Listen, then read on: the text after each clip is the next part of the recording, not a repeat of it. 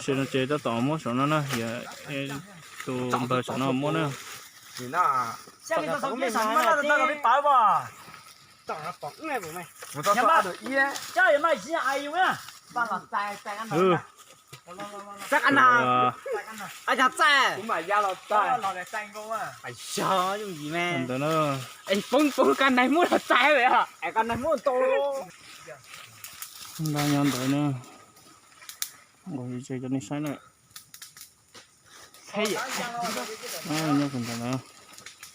mày á, cha tao sẽ biết tụi má số tiền ta hao hết là còn gì cái tiền lên la thôi nó ăn đây kìa, số kia kẻ mà số tiền quá cho nó tặng kế sự một lại mà đủ, ta chưa? Nó cần tới nữa. Mà ta包条，走，记你记住。像谁？还包还要包啊？chỗ tới rồi, bao nè, mì bắp bao nè.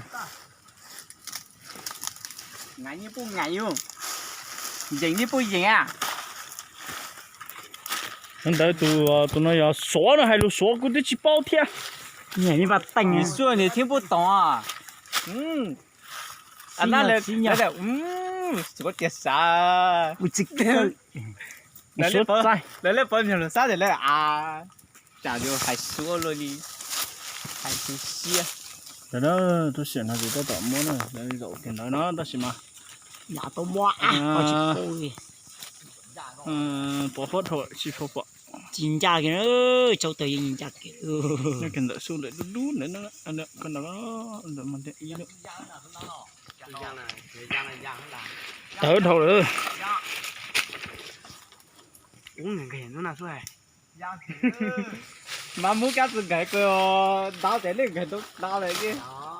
Là ba phần. Sao cho tài chế ta? Điều xong. Ya cháu tới rồi chứ. Lại lo xuống hơi gì vậy xuống này. Lại nào nó. Cháu tới chưa? Nào cho bún thì rồi.